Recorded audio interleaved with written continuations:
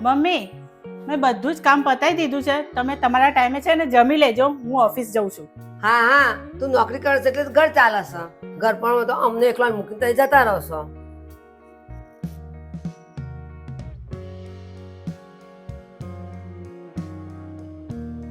હા સાહેબ, આજથી હું છે ને નોકરી ઉપર રિઝાઇન મૂકું છું. હું નહીં આવું.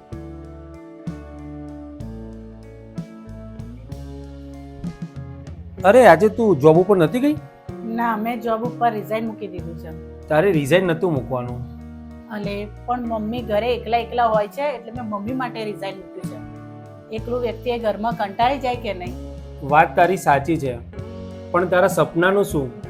તે એના માટે તો મહેનત કરી હતી. સપનાનું તો શું? સપના તો કોકના પૂરા થાય અને કોકના ના પૂરા થાય.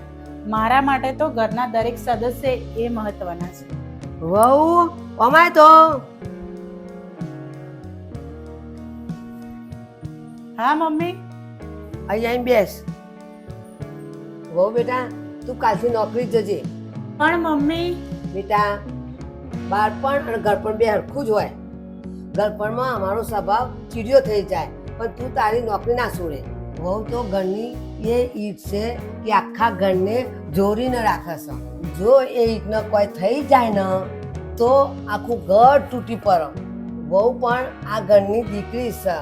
તી મારા ઘરને અને મને સાચવી રાખે છે ને, હું તારું સપનું કેવી રીતે રોકી શકું? Thank you mummy. ये बंधन दिलों के बंधन, ये नाते दिलों के नाते. વહુ પણ એક દીકરી છે અને એના સપના પૂરા કરવા સાસરીવાળાની ફરજ છે. જય શ્રી કૃષ્ણ.